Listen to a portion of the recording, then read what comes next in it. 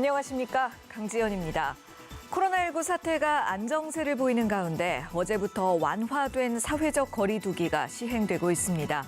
하지만 해외 유입 확진자가 1,000명을 넘어서면서 2차 감염의 우려가 계속되고 있는데요. 일부의 일탈이 가족이나 직장 동료에게 퍼지면서 지역사회 감염으로 이어지지 않도록 2차 전파를 차단하는 것이 과제로 떠오르고 있습니다. 이 2차 전파를 차단하는 가장 기본적인 수칙은 사회적 거리 두기와 또 개인 위생을 철저히 지키는 일이라는 사실 기억하셨으면 좋겠습니다. 시민의 방송 TBS는 매일 아침 9시부터 9시 50분까지 TV와 유튜브를 통해 코로나19 특집 생방송을 진행하고 있습니다. 질병관리본부에 따르면 어제 0시 기준으로 누적 확진자가 총 1,674명 발생한 것으로 집계됐습니다. 자, 먼저 서울 상황실에 나가 있는 기자 연결해서 지난밤 주요 내용들 또 현재까지 소식 정리해 보겠습니다. 서효성 기자. 네, 서울시 재난안전대책본부에 나와 있습니다. 네, 전국 코로나19 확진 현황부터 짚어줄까요? 네, 국내 코로나19 신규 확진자가 다시 두 자릿수를 기록했습니다. 어제 0시 기준으로 질병관리본부가 발표한 국내 코로나19 확진자는 전일 집계 대비 13명 늘어난 1,674명입니다. 신규 확진자를 지역별로 보면 경기 2명, 인천 1명 등 수도권이 3명이었고 부산과 경북이 각각 2명, 대구와 울산이 각각 1명이었습니다. 검역 과정에서 확인된 사례는 4명입니다. 발생 원인별로 보면 해외 유입 관련이 7명, 지역사회 발생이 6명으로 신규 확진자의 절반 이상이 해외 유입 관련으로 파악됐습니다.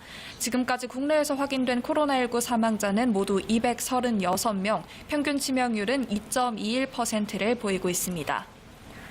네, 해외에서 유입된 누적 확진자도 계속 추가가 되고 있는데요. 지금 전체 확진자의 10% 가까이 된다면서요. 네, 중앙방역대책본부는 어제 0시까지 집계된 환자 중에서 해외 유입 확진자는 모두 1,006명, 전체 확진자의 9.4%를 차지한다고 밝혔습니다. 전체 확진자 10명 중 1명이 해외 유입 확진자인 셈입니다. 해외 유입 환자 중에서는 61명이 지역사회 감염을 일으킨 것으로 파악됐는데 이들로부터 감염된 사람만 모두 157명에 달했습니다. 사례별로 보면 확진자 가족이 54.4%로 가장 많았고 뒤이어 친구, 지인, 업무 관련자, 동일 장소 방문자 순으로 나타났습니다. 지역별로는 검역 단계에서 확진된 환자가 41.6%로 가장 많고 서울이 약 24%, 경기 15%, 인천 약 4% 등 주로 수도권 확진 사례가 전체 해외 유입 확진자의 84.9%를 차지했습니다. 해외 유입 환자 중 922명, 91.7%는 한국 국적자로 확인됐습니다. 네, 우리나라 국적자가 대다수를 차지하고 있군요. 계속해서 서울시 상황도 살펴보도록 하죠. 네, 어제 저녁 6시 기준으로 서울시가 발표한 시내 확진자는 어제 오전 집계 때보다 2명 늘어난 626명입니다. 신규 확진자는 서울 마포구와 강서구에서 각각 1명씩 나왔습니다. 어제 추가로 확인된 마포구 23번 확진자는 미국에서 지난 18일 오후에 입국했고 그제 오후 마포구 선별진료소에서 검사를 받은 뒤 어제 오전 9시쯤 양성 판정을 받았습니다. 현재는 서울 적십자병원으로 옮겨진 상태입니다. 또 다른 신규 확진자인 강서구 26번 확진자는 강서구 소재 자녀집에 머무르는 80대 남성입니다.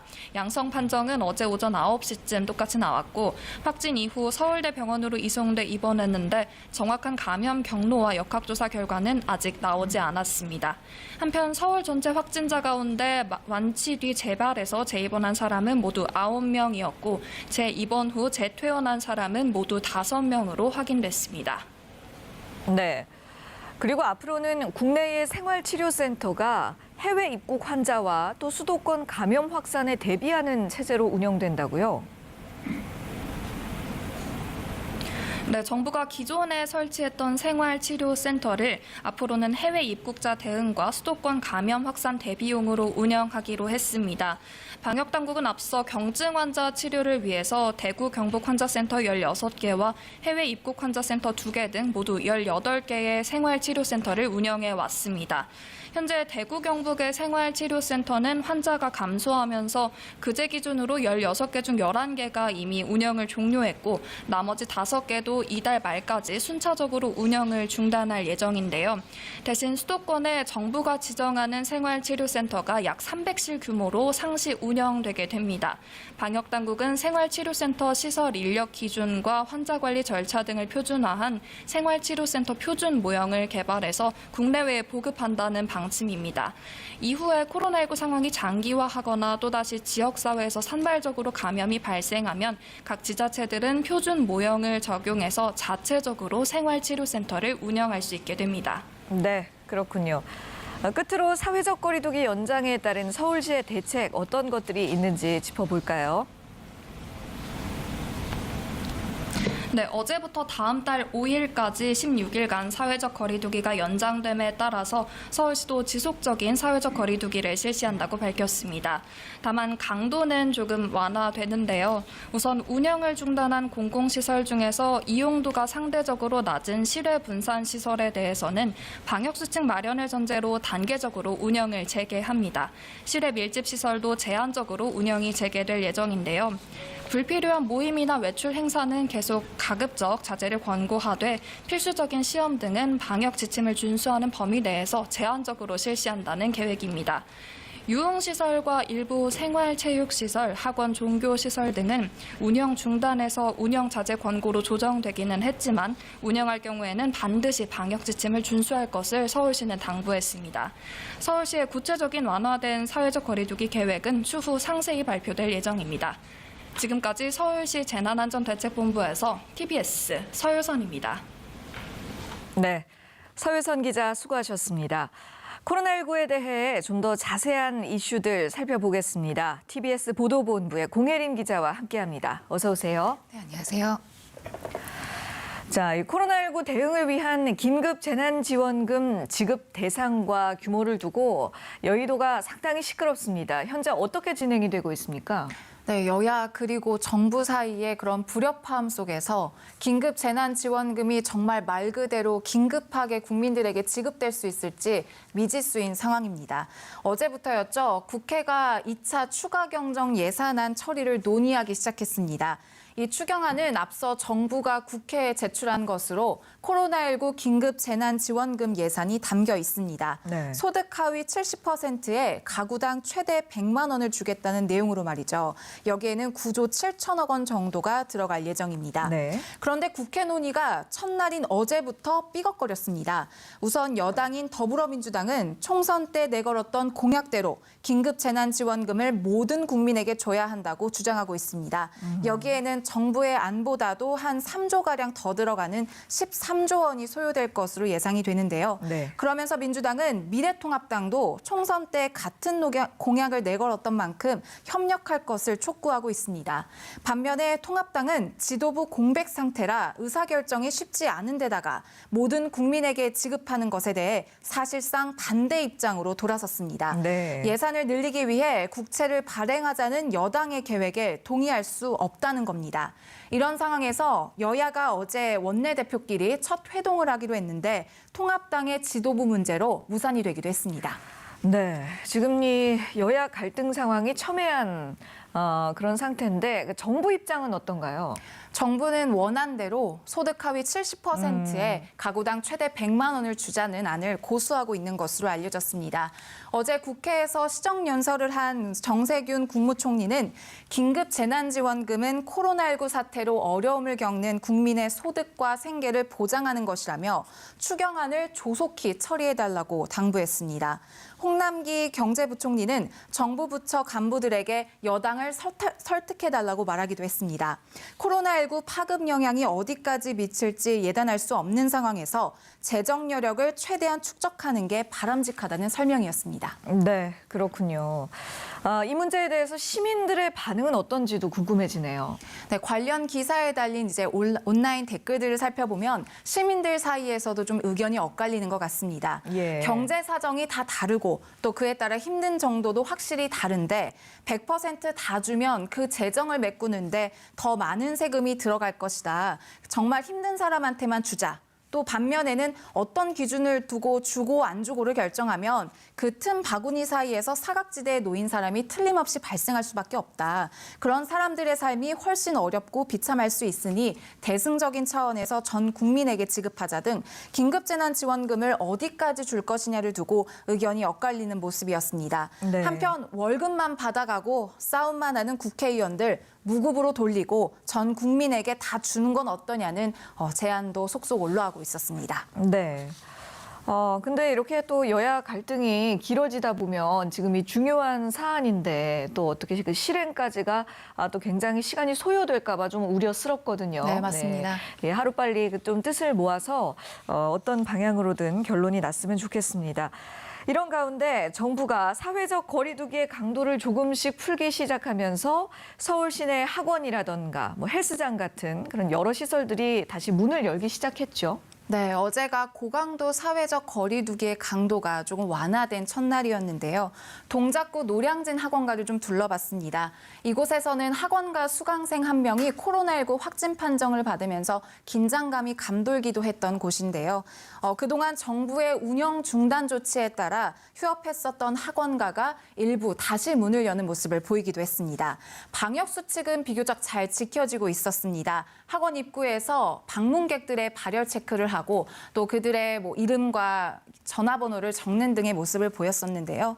또 한편으로 이제 강남의 식당과 이제 술집이 모여 있는 거리도 좀 둘러봤습니다. 예. 2, 3주 전보다 훨씬 활기찬 모습을 띄었는데요. 이제 대다수의 시민들이 마스크를 쓰고 식당과 술집을 이용하고 있었습니다만 식당이나 이 술집의 공간적인 특성상 시민들이 좀 다닥다닥 붙어 있을 수밖에 없어서 우려되는 지점들이 좀 보이기도 했습니다. 방역 당국은 어쨌든 이렇게 완화된 조치가 일상생활로 완전히 복귀하는 것을 의미하는 것은 아니다라며 특히 PC방과 유흥업소 같이 밀폐 시설이나 마스크 착용이 좀 비교적 어려운 곳들은 당분간 운영 재개 신중해달라고 당부하기도 했습니다. 네. 그리고 시설들이 운영을 재개한 것으로 끝나는 것이 아니라 지금 말씀하신 대로 그런 시설들에서 방역 수칙이 현실적으로 잘 지켜지도록 관리 감독을 꾸준히 잘 해나가는 것이 필요하겠죠.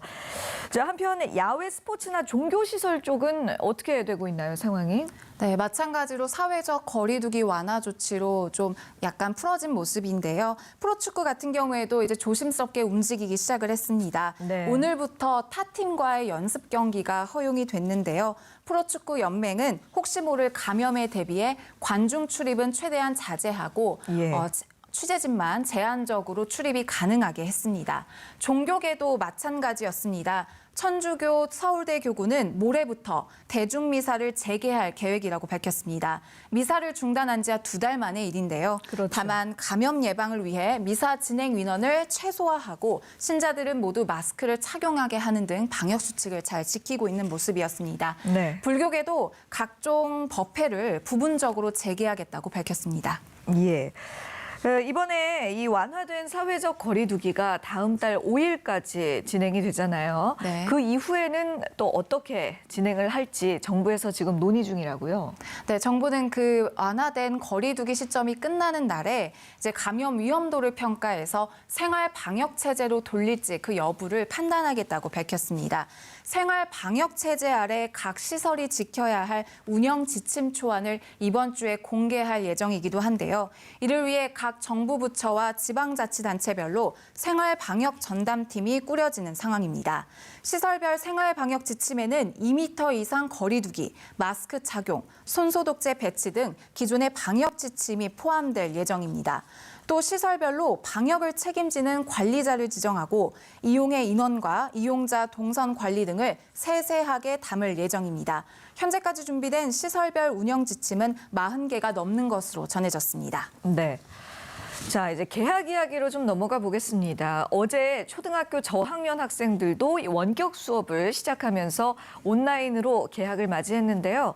그런데 현장에서 학부모들의 어려움이 상당하다면서요. 네, 어제부로 전국에 있는 모든 초중고등학교 학생들이 집에서 학기를 시작할 수 있게 됐는데요. 어린 자녀를 둔 학부모들은 이건 온라인 개학이 아니다. 부모들이 개학을 맞이한 거다. 아하. 이렇게 어려움을 좀 호소하고 있습니다. 예. 원격 수업에 접속하는 것부터 과제를 파악하고 그 과제를 학교에 제출하는 것까지 어린 자녀들이 스스로 하기에 좀 어려운 감이 있어서 부모들이 옆에서 좀 돌봐야 한다는 목소리인 건데요. 이를 위해 직장인 부모는 휴가를 내거나 자영업을 하는 부모의 경우에는 운영 시간을 늦추거나 휴업을 감행하고 있는 것으로 나타났습니다. 물론 코로나19 사태에 등교 개학을 신중하게 검토해야 한다는 정부의 방침에 10분 공감하면서도 현실적으로 힘이 드니 그저 코로나19가 빨리 종식되기를 바라는 마음뿐이라는 게 학부모들의 일관된 목소리였습니다. 네, 특히나 그 학생들의 연령이 낮을수록 학생들 스스로 그 수업을 소화하기보다는 또 학부모들이 함께해야 할 몫이 많아지니까요. 학부모님들 부담이 크실 것 같습니다. 자, 그런가 하면 고등학교 3학년 학생들은 올해 첫 학력 평가가 사실상 취소됐다고요. 네, 올해 수능을 대비하는 첫 모의 평가였죠. 고등학교 3학년 학생들의 전국 연합 학력 평가가 4차례 연기된 데 이어 결국은 오는 24일 금요일 원격으로 실시하기로 했습니다. 시도교육청 차원에서 성적 처리를 하지 않아서 사실상 취소된 셈인데요. 네. 학생들이 자신의 성적을 다른 학생과 비교해서 높은지 낮은지 알 수 없기 때문입니다. 시도교육청은 학생들이 오전에 학교를 방문해서 시험지를 받은 뒤 집에서 시험 시간표에 맞춰 풀고 결과를 제출하는 원격 시험 형태로 실시하겠다고 밝혔습니다. 네. 이 시험에 참여하지 않은 학생은 별도의 대체 수업을 실시해야 한다고 설명했습니다. 시험지 배부는 감염 예방 차원에서 대면하지 않는 방식으로 진행될 예정입니다. 이와 함께 올해 첫 검정고시 시험일도 당초 한 차례 연기돼서 다음 달 9일에 시행될 계획이었는데 다음 달 23일로 다시 한번 늦춰졌습니다. 예. 사실상 그 우리 교육 체계에서 고등학교 3학년 학생들의 첫 모의 평가가 꽤 중요한 시험이라고 알고 있는데 좀 앞으로의 학사 일정들은 차질 없이 진행이 잘 돼야 할 텐데요. 네, 맞습니다. 예, 네. 걱정이 됩니다.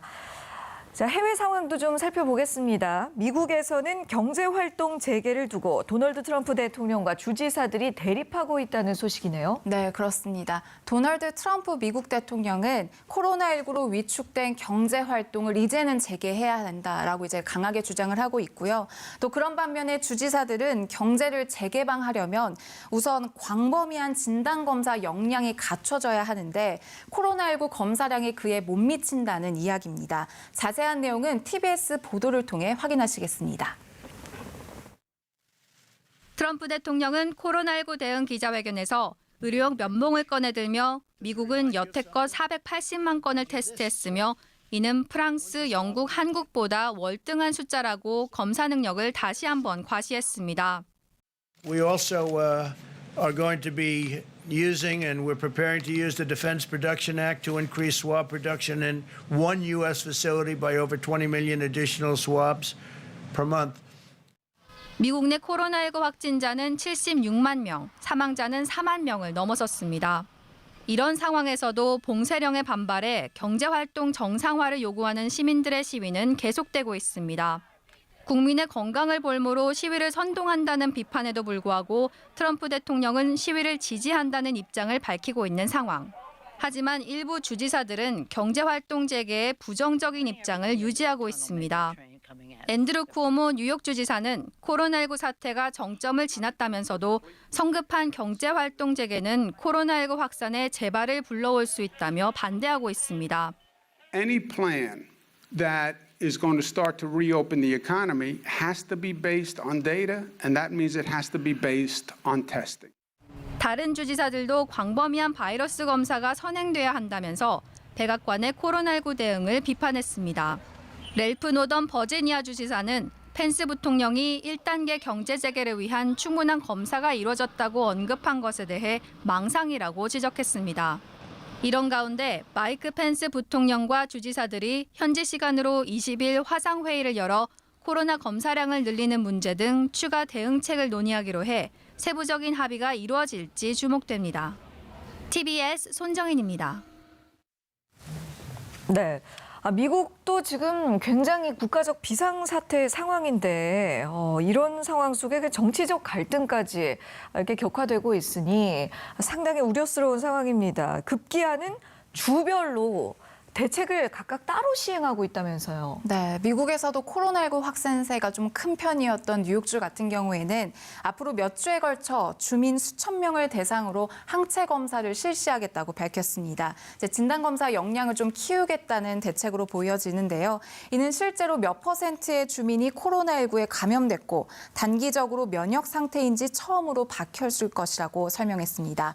아울러 뉴욕시의 저소득층을 위한 임대주택들에서 코로나19 확산을 방지하기 위해 대량의 코로나19 현장 검사소와 마스크, 손소독제를 공급할 예정입니다.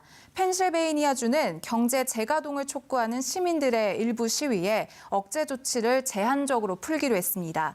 와인 주류 판매점은 매장 앞에서 물건을 가져가는 형태로 영업이 허용되고 자동차 판매원은 온라인으로 판매에 나설 수 있으며 일부 건축도 재개될 전망입니다. 네. 그렇군요.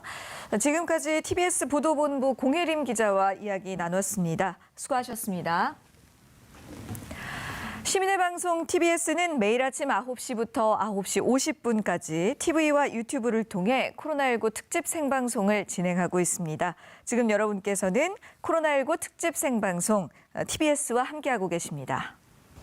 네, 계속해서 코로나19에 대한 더 자세한 내용과 이슈들 전문가 모시고 짚어보겠습니다. 먼저 최윤호 한국건강관리협회 내과 전문의 나오셨습니다. 안녕하십니까? 안녕하십니까? 그리고 강양구 과학전문기자도 함께 해주십니다. 어서 오세요. 네, 안녕하십니까? 정부가 어제부터 사회적 거리 두기를 완화하겠다고 발표했습니다. 시기나 상황을 고려해 봤을 때 이 결정에 대한 두 분의 의견은 어떤지 궁금한데요. 일단은 지금 일일 확진자 수가 10명 이하로 줄고 있고 또 국민들이 마스크, 손 씻기 같은 수칙을 아주 잘 지키고 있다고 생각이 듭니다. 네. 이러한 것 때문에 이제 완화된 그 사회적 거리 두기가 힘을 얻고 있는데요. 하지만은 그 의학적인 관점에서 보면 크게 두 가지 측면이 좀 우려스럽습니다. 첫 번째로 이제 바이러스 측면에서 보면은 전파 속도가 굉장히 빠르고 네. 그 무증상 감염자가 굉장히 많은 상황이고요. 두 번째로 치료제나 백신이 아직 그 개발이 다 완결이 된 상태가 아니기 때문에 이러한 측면에서 보면은 약간 좀 이른 측면이 없지 않나 이런 생각도 듭니다. 예, 조금은 이른 것이 아닌가라는 걱정도 일면된다라는 말씀이셨고요. 강양구 기자 생각은 어떠세요? 네, 현실적으로 보면 3월 중순 이후에 이제 정부에서는 계속해서 고강도 사회적 거리두기를 이야기해 왔지만은 네. 실제적으로 시민들의 사회적 거리두기에 대한 실천도는 계속해서 떨어지고 있는 상황이었었거든요. 맞아요. 네, 그래서 이런 상황에서 굳이 계속해서 사회적 거리두기를 유지하는 것보다는 좀 현실적인 지침 개정을 통해서 시민들에게 체감할 수 있는 정책으로 전환해야 되겠다라는 이제 궁여지책에서 나온 발상이라고 생각이 됩니다. 예. 이제 말씀하신 대로 걱정이 되는 것은 무엇이냐면 이제 시민들이 사회적 거리두기가 완화된 상황에서도 기존에 해왔던 것처럼 뭐 어느 정도의 거리를 두고 그리고 일상생활 속에서 생활위생을 잘 지킨다면은 바이러스를 예방하는 데 어느 정도 효과가 있겠지만은 이제 그런 것들이 한꺼번에 느슨해졌을 때 생길 수 있는 추가적인 감염 사태 같은 것들이 여전히 우려되는 상황입니다. 예. 필요한 조치였던 것은 인정을 하지만 그래도 앞으로도 이 고삐를 풀지 말고 계속해서 방역 지침을 잘 지켜야 한다는 말씀이시죠. 자, 어제 그 확진자 현황 집계를 보면 어제 자정 기준으로 추가 확진자가 13명이 늘었습니다. 그리고 서울의 경우는 47일 만에 추가 확진자가 나오지 않았거든요. 다만 어제 저녁 6시 기준으로는 서울에서 추가 확진자가 2명이 나왔다는 소식이 있었습니다. 뭐 일희일비할 만한 상황은 아니지만 이렇게 서울의 확진세가 눈에 띄게 둔화되고 있다라는 부분은 긍정적인 의미로 볼 수 있지 않을까요? 네, 당연히 긍정적인 의미로 봐야겠죠. 예, 계속해서 확진자가 나오는 것보다는 이렇게 확진자 숫자가 확 줄어드는 게 네. 일단은 방역 당국 입장에서도 한번 숨을 돌릴 수 있는 상황이 되고 또 시민들도 여러 가지 면에서 우리가 지금까지 해왔던 여러 가지 방역 대책이 성과가 있었구나를 확인하는 것이기 때문에 의미가 있습니다. 근데 이제 문제가 되는 것은 무엇이냐면 지금 이 성과는 2, 3주 전의 실천의 결과인 거거든요. 예. 네, 그러니까 지난주 그리고 이번 주에 우리들이 하는 실천의 결과는 앞으로 2, 3주 후에 또 성적표가 나올 텐데 네. 이 사회적 거리두기가 완화된 상태에서 일상 시민들 그리고 또 방역 당국이 고삐를 좀 풀었을 때 2, 3주 후 간의 성적표가 앞으로 후에 나올 텐데 이제 그때 확진자 숫자가 만약에 늘어난다 그러면은 다시 또 고삐를 줘야 되는 상황이 생기기 때문에 예. 오히려 방역 면에서는 더 어려워질 수도 있습니다. 예, 그래서 실제로 그 만나본 서울시 분들도 한편으로는 굉장히 다행스러워하면서 지금의 성적표에 만족스러워하시면서도 또 한편으로는 좀 조마조마하고 걱정하는 마음을 계속해서 가지고 있으시더라고요. 예. 예, 그래서 지금 앞으로 2, 3주 동안에 어떤 성적표가 나올지를 좀 지켜봐야 될 것 같습니다. 예. 맞아요. 지난 그 총선 날이 우리 코로나19 사태 이후로 사회적 거리두기가 가장 느슨해진 어떤 고비의 날이었다라는 분석이 많거든요. 지금 강현구 기자 말씀처럼 그때로부터 지금으로부터 또 2, 3주의 경과를 봐야만 우리 앞으로의 향방이 좀 더 명확하게 짚어질 수 있을 것 같습니다. 그런가 하면 이 수도권의 경우 지금 절반 이상이 해외 유입 사례자들인데요. 서울의 확진자가 나오지 않는다거나 또 수도권 확진자가 눈에 띄게 줄어들 경우에 수도권 방역이 그래도 성공적이었다. 이렇게는 판단할 수 있을까요? 네, 일단은 두 가지로 나눠서 봐야 될 것 같습니다. 이게 첫 번째는 무엇이냐면은 지금 그 수도권과 그리고 전국의 일일 확진자 숫자가 확 줄어든 게 어떤 이유 때문이냐면은 네. 그 4월 초부터 모든 입국자들에 대해서 2주간의 자가격리를 지금 실시를 하고 있습니다. 그러니까 자가격리를 실시하고 나서부터 해외 유입 확진 환자들의 2차, 3차 감염수가 확 줄었거든요. 네. 이제 그런 면에서 보면은 어쨌든 해외 유입을 통해서 감염병이 들어오는 사태를 비교적 잘 관리하고 있다. 예. 그리고 그것이 지금 확진 환자가 줄어드는 것으로 나타나고 있다라고 볼 수 있는데 이제 가장 걱정스러운 것은 무엇이냐면은 여전히 지금 지역 사회에서 감염자들이 조금씩 생기고 있는데 네네. 그 지역 사회 감염자들의 전파 경로를 모르는 경우들이 있습니다. 자, 그러면은 그것이 굉장히 예외적인 소수 사례인지 아니면 실제로는 굉장히 그런 지역사회 감염자들이 많이 있는데 그중에서 일부만 드러나고 있는 것인지를 우리들이 확인할 수 있는 방법이 없는 것이거든요. 네. 이제 그 대목이 계속해서 불확실하기 때문에 지금 우리가 잘 잡아내고 있는지 아니면 실제로는 굉장히 많은 감염자들이 여기저기서 바이러스를 전파하고 있는데도 불구하고 우리들이 그걸 미처 못 보고 있는 것인지를 지금 딱 부러지게 확인할 수 있는 길이 없기 때문에 계속해서 불안한 마음이 있는 것이죠. 예. 그래서 이것에 대한 하나의 대책으로 그 강현구 기자께서 저희 방송에서도 계속적으로 그 수도권의 그 랜덤으로 대상자를 선별해서 좀 검체를 채취하고 이 복균 여부를 확인해 보는 게 좋지 않겠느냐 이런 제안도 해주셨었잖아요. 네, 맞습니다. 그게 이제 바로 항체 검사인데요. 아까 그 기자님께서 브리핑을 하실 때 뉴욕주에서도 항체 검사를 실시하겠다라고 했던 것인데 그 뉴욕주도 신뢰하지를 못하는 거죠.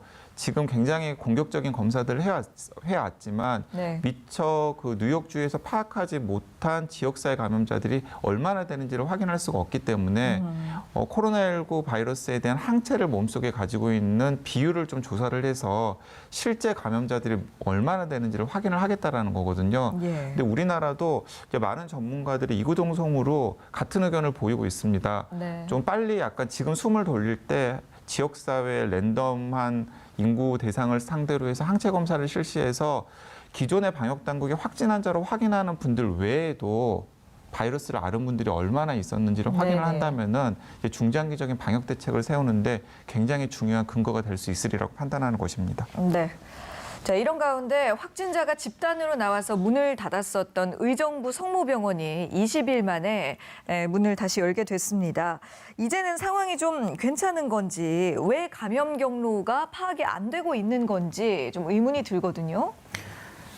지금 그 감염 단계는 지역사회로의 감염 확대 단계입니다. 예. 이렇게 지역사회로의 감염 확대 단계에서 감염원을 사실 찾는 것은 사실 조금 불필요하다는 생각이 좀 들고요. 네. 이렇게 지역사회 감염이라는 거는 인과관계가 모호하고 또 동성관계가 이제 파악이 되지 않는 그런 감염 단계를 얘기를 합니다. 이런 단계일수록 어떤 개인의 위생이나 면역에 더 초점이 맞춰지고요. 치료나 백신 개발에 좀 박차를 가해야 하는 그런 단계인 것입니다.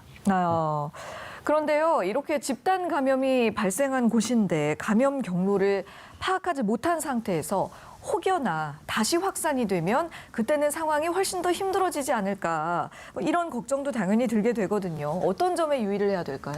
네, 이 정은경 본부장도 바로 이 점을 이제 걱정을 해서 브리핑 때 이런 말씀을 하셨습니다. 그러니까 이렇게 생활 방역 체계로 전환이 된다고 하더라도 본인이 조금이라도 몸에 이상한 신호가 나오면 바로 손을 들라는 거죠. 네. 그러니까 직장이라든지 아니면 일상생활을 멈춘 다음에 2, 3일 정도 혹은 3, 4일 정도 경과를 살피고 나서 본인의 몸 상태가 이상하다 싶으면은 적극적으로 확진 검사에 응하라고 이제 메시지를 던졌거든요. 네. 이제 그런 것들이 방역 당국도 실제로 방역 당국이 파악하지 못한 지역사회 감염자들이 얼마나 있는지를 확인할 수가 없기 때문에 예. 시민들의 자발적인 방역 노력에 대한 동참으로 이것을 해결하려고 지금 그런 식으로 메시지를 던진 것인데 예. 사실은 그게 쉽지가 않잖아요. 그렇죠. 그렇죠. 본인의 증상이 있는데 이게 그냥 일상적인 뭐 알레르기 질환인지 아니면은 계절 감기인지 몸의 컨디션이 일시적으로 나빠서인지 아니면 실제로 코로나 바이러스에 감염되어 가지고 나타나는 증상인지를 확인할 수 없기 때문에 사실은 이런 좀 모호한 부분들이 있기 때문에 이 코로나19 바이러스가 계속해서 잡히지 않고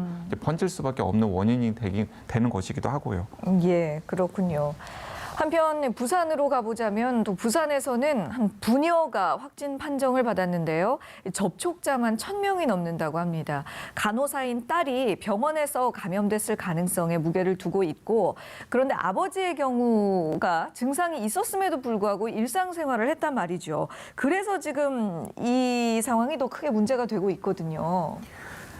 그렇습니다. 근데 이 케이스는 조금 누가 먼저인지 지금 완전히 밝혀진 것은 아니라고 합니다. 네. 일단은 병원 코로나 바이러스 병동에서 일하는 그 딸이 먼저 감염이 된 것인지 아니면은 학교 행정실에서 일하고 또 그 교회 같은 데서 이렇게 예배를 받던 그 아버지가 먼저 감염이 된 것인지 아직 확실한 건 아니라고 합니다. 그렇지만 네. 또한 또 문제가 되는 것이 코로나19 바이러스 같은 경우는 무증상 감염자가 많고 예. 또 그 감염자 그 상당 부분이 이제 증상이 경미한 경우가 많기 때문에 실제 내가 코로나19에 그 감염이 됐는지 이제 그 유증상자라고 생각하지 않는 분들이 거의 대다수이기 때문에 네. 이렇게 돌아다니시는 분들이 상당히 많은 것으로 생각이 듭니다. 예.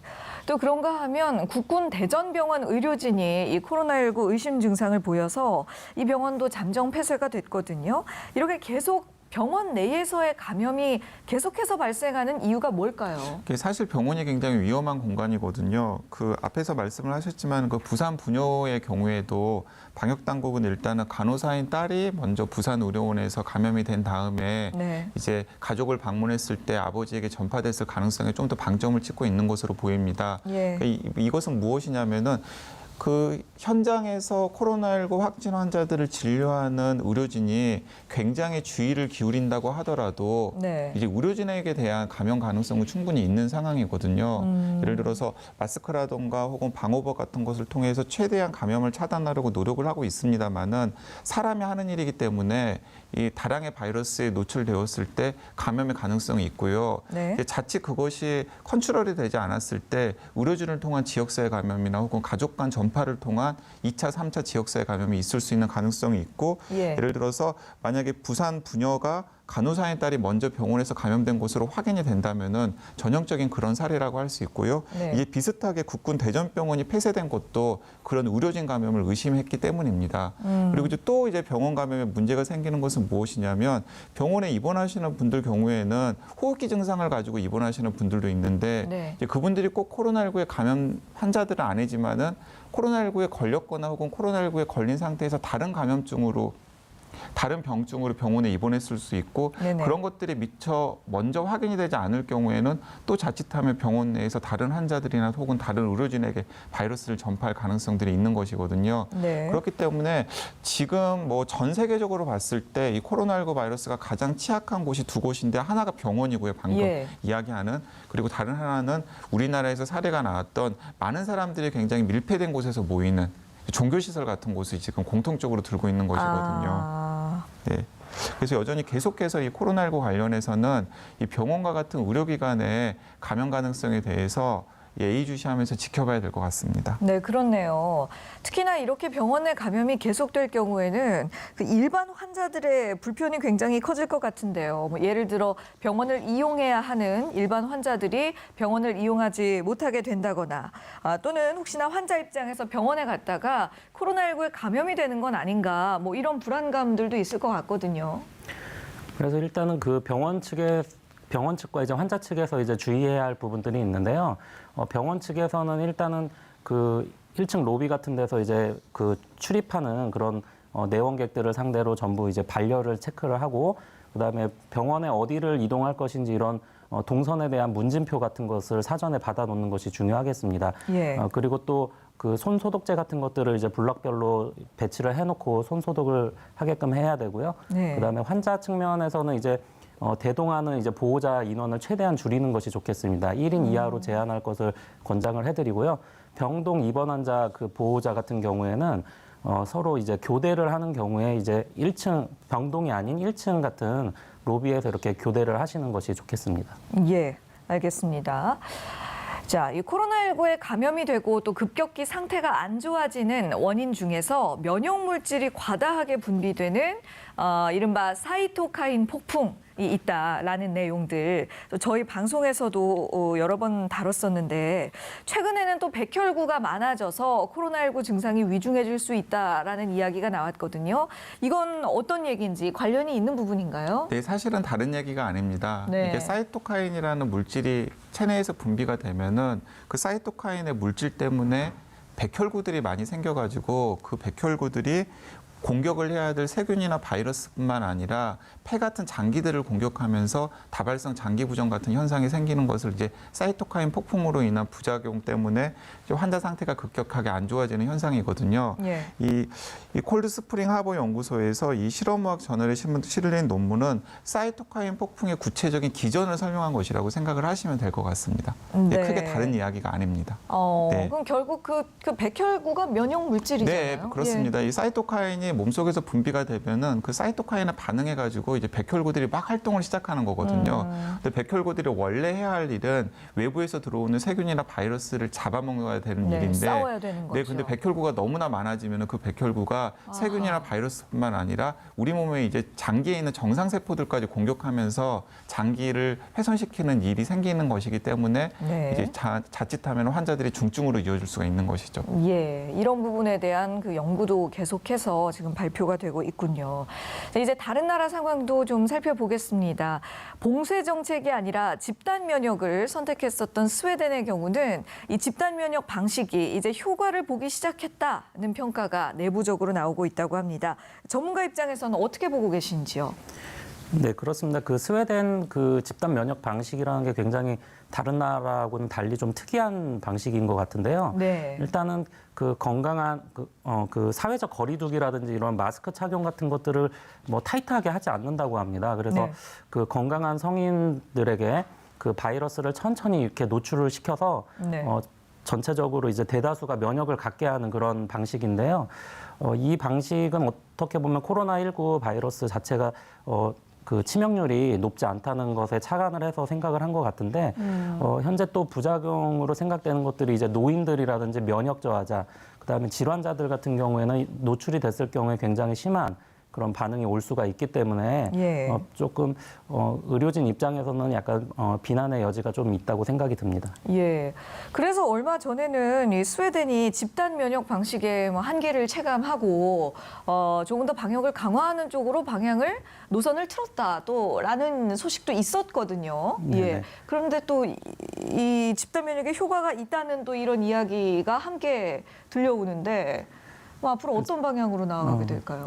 글쎄 일단은 그 노인 그 요양원이라든지 이런 면역자들의 어떤 그런 사망률이나 이런 것들을 아마 보고서 이제 방향을 정할 것 같긴 한데 네. 일단은 지금까지 알려진 바로는 천천히 이제 노출돼서 집단 면역으로 가려고 하는 그런 방향으로 이제 잡아가고 있는 것 같습니다. 예, 기본 기조는 유지하는 쪽으로 가고 있나 봅니다.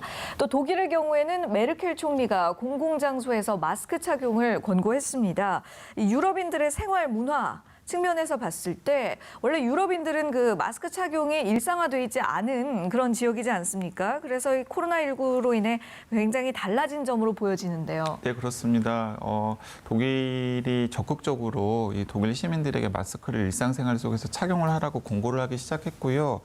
사실 이게 좀 역설적인 건데 유럽에서 지금 방역 성적표가 가장 좋은 나라가 독일이거든요. 예. 그런데 역설적으로 이 독일의 메르켈 총리를 비롯한 독일 정부가 또 이 지금까지 고삐를 꽉 조여왔던 걸 가장 잘 풀지 않고 있습니다.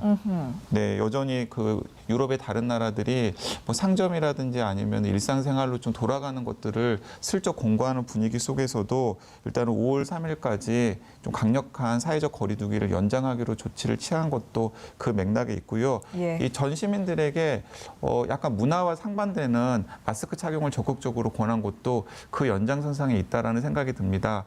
그러니까 이게 이제 아까 그 스웨덴 이야기도 나왔습니다만은 스웨덴 같은 경우에는 지금 그 고령자 사망자가 굉장히 이제 다른 스칸디나비아 국가들과 비교했을 때 이제 많은 편이거든요. 네네. 그러니까 이제 스웨덴이 집단 면역을 성취를 했다고 하더라도 거기에는 이제 굉장히 많은 노인들의 희생을 전제로 한 예. 성취이기 때문에 그것을 맞습니다. 어떻게 평가할지에 대해서 우리들이 좀 따져봐야 될 측면이 있는데요.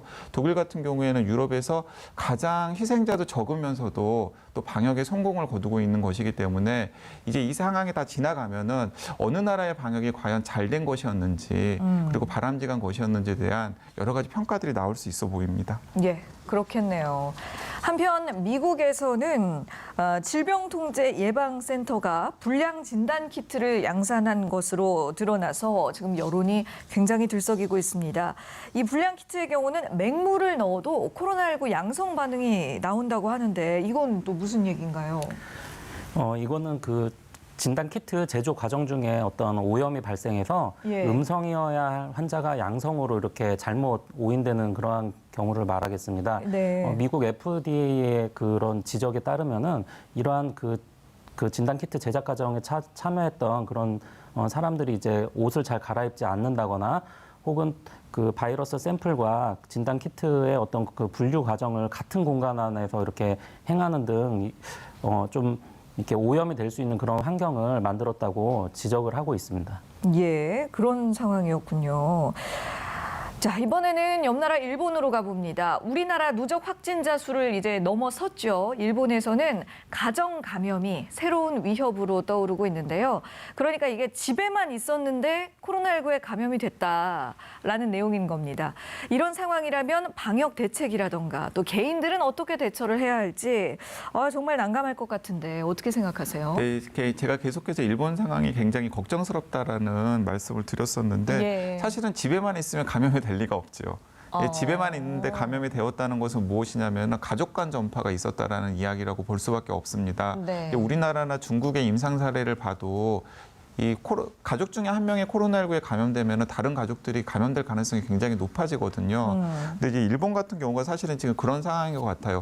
가족 중에 한 명이 지역사회에서 감염되어 왔고 그래서 사회적 거리두기를 통해서 가족들만 모여가지고 격리가 되어 있는 상황인데 이미 한 명이 감염되어 왔기 때문에 집에만 있었는데도 불구하고 다른 가족들에게 이제 전파를 시킨 결과인 것이고요. 예. 어제도 일본 상황을 말씀을 드리면서 제가 설명을 드렸습니다만은 지금 일본 같은 경우에는 확진 환자의 거의 50%에서 70% 정도가 감염 경로를 모르고 있는 경우인 거거든요. 맞아요. 그러니까 이 말은 무슨 말이냐면은 본인이 사회적 거리두기를 하면서 이제 가족으로 들어갔습니다만은 거기에서 이미 한 명 정도는 감염자가 있었고 그 안에서 이제 또 전파가 이제 계속해서 되고 있다라는 것입니다. 그렇기 때문에 이제 2주 다음 주가 지나면은 일본의 상황이 좋아지기는커녕 계속해서 안 좋아질 가능성이 클 것 같습니다. 그러게요. 그러니까 이 가정 감염 문제라는 것이 집에만 있었는데 감염됐다라기보다는 본인들도 모르는 사이에 이미 외부에서 감염이 되어온 가족 구성원으로부터 네, 가족 구성원들이 지금 사회적 거리두기를 하면서 격리를 하고 있는 것인데 네. 이미 한 명이 지금 감염이 된 상태이기 때문에 네. 다른 가족들에게 가족 내 내에서도 전파가 되고 있는 것입니다. 예, 네. 전파가 되어 있는 상태로 해석을 해야겠군요. 야, 그리고 일명 일본에서는 그 아베 마스크를 가구당 2매씩 배포를 했습니다. 이게 배포 전부터 원래 말이 많았습니다만 뭐 결론적으로는 5천억이라는 예산을 들여서 이제 배포를 했거든요. 배포를 하고 나서도 문제가 많다면서요. 네, 그렇습니다. 뭐 시민들에게 마스크를 공급하는 것 자체는 뭐 충분히 방역 당국으로서는 할 수 있는 일이죠. 하지만은 이 정책이 비판을 받고 있는 것은 무엇이냐면은 이 방역과 관련된 기본적인 대책을 세우지 않은 상황에서 굉장히 조악한 마스크만 그냥 시민들에게 생색내기로 뿌린 것이잖아요. 네. 그래서 방역의 우선순위도 지키지 않은 것일 뿐만 아니라 거기에다가 이제 공급한 마스크의 질까지 별로 안 좋다라는 사실이 드러나기 때문에 일본 시민들이 굉장히 분노하고 있는 것으로 보입니다. 예, 그래서 이 아베 마스크에 대해서 뭐 풍자를 하는 그런 사파라던가 네. 예, 그런 비난하는 글들도 많이 돌고 있더라고요. 자, 이번에는 최윤호 선생님께 질문 드리겠습니다. 방역 당국의 발표를 보니까 코로나19가 오는 겨울철에 우리나라에서 2차 대유행 가능성이 있다라는 내용이 있었거든요. 그 이유는 뭔지 설명을 부탁드려요. 네. 일단 그 코로나19 바이러스의 그 정체가 완전히 이제 파악이 된 상태가 아닙니다.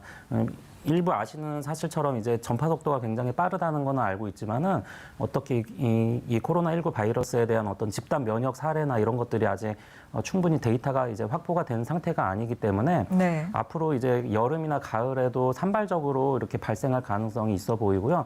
특히 겨울철 같은 경우에는 좀 바이러스가 증식하기 좋은 다소 이제 차고 건조한 공기, 그다음에 그 밀폐된 환경에서 이제 사람들이 많이 생활을 하고 할 거기 때문에 겨울철에 유행을 지금 예상을 해보는 것입니다. 예, 어떤 생활 환경적인 영향도 있는 것이군요.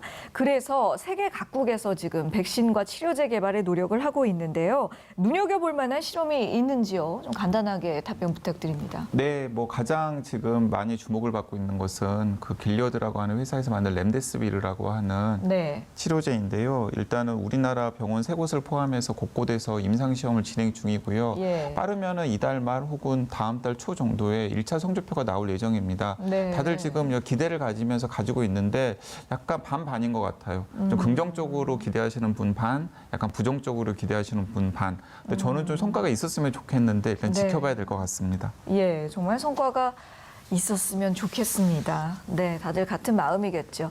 자, 지금까지 최윤호 한국건강관리협회 내과 전문의 그리고 강양구 과학전문 기자와 말씀 나눴습니다. 두 분 수고하셨습니다. 예, 감사합니다. 저희가 오늘 준비한 내용은 여기까지입니다. 건강한 하루 보내십시오. 고맙습니다.